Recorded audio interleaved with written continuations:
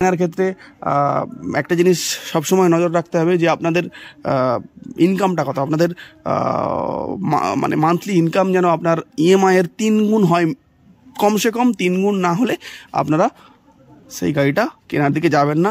এটা খুব মানে পরে গিয়ে সমস্যায় পড়তে হতে পারে। এবং হ্যালো বন্ধুরা, আমি শুভদীপ, নতুন একটা ভিডিওতে আবার সবাইকে স্বাগত জানাই। আশা করি সবাই ভালো আছেন এবং সুস্থ আছেন। আজকের ব্লগটা আবার আমরা গাড়ি থেকে শুরু করেছি, কারণ ব্লগটা এই গাড়ি নিয়েই। আসলে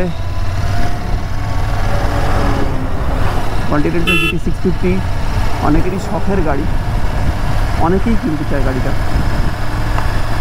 কিন্তু প্রশ্ন হয় যে গাড়িটা আমি কি কিনবো, মানে এফোর্ডেবল কিনা, অ্যাকচুয়ালি ভ্যালু ফর মানি হবে কিনা, সেটাই অনেকের মনে প্রশ্ন।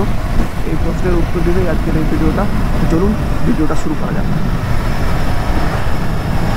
আপনি যদি ফার্স্ট ওনার হন, প্রথম গাড়িটা ওন করবেন, তাহলে আমি বলবো যে প্রথম গাড়ি হিসাবে কন্টিনেন্টাল GT 650 না কেনাই ভালো।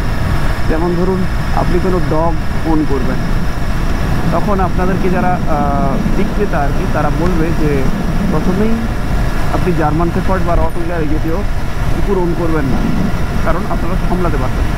তেমনই আমি বলবো যে প্রথমেই এই কন্টিনেন্টাল GT 650 ওন না করার কথা।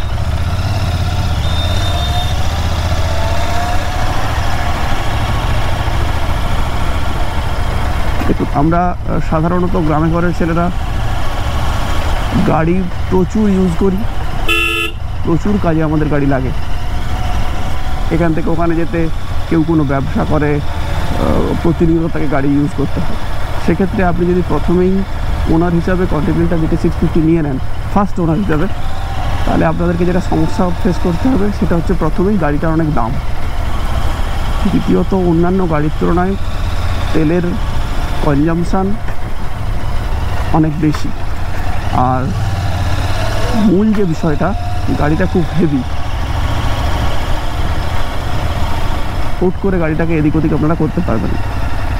সেক্ষেত্রে আমি বলবো যে আপনাদের পারপাস সার্ভ করে এমন গাড়ি কেনাই উচিত। আর একটা বিষয় হলো, মানে যদি আপনার পারপাস সার্ভের জন্য একটা গাড়ি থেকে থাকে, তারপরে আপনার সব গাড়ি কেনার, তখন আপনারা হেভি সিসির গাড়ি কিনতেই পারেন।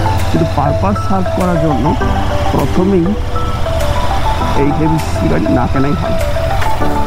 চলুন, আমার একটা গাড়ি আছে এবং তারপর গিয়ে আমি সেই গাড়িটা কিনেছি, তো দুটো গাড়ি নিয়ে একসঙ্গে কথা বলছি।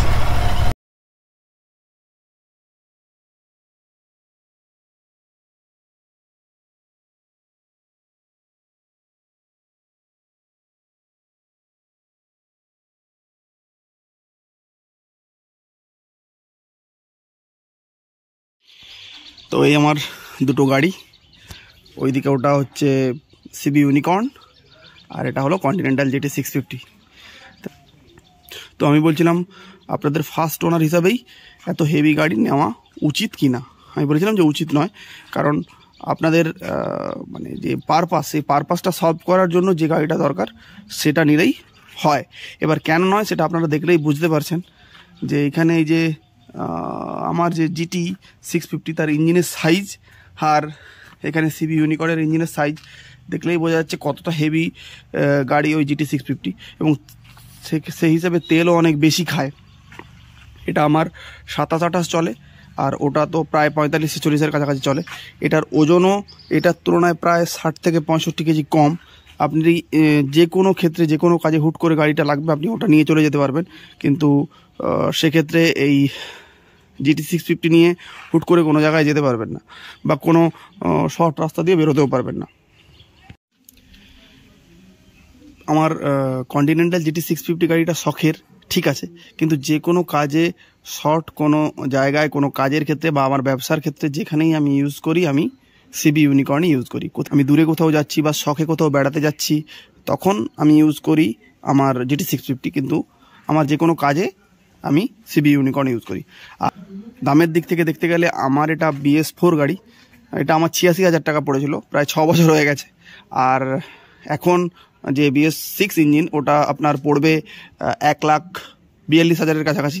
আর এটা পড়ছে আমার সব কিছু নিয়ে প্রায় 4,16,000-এর কাছাকাছি।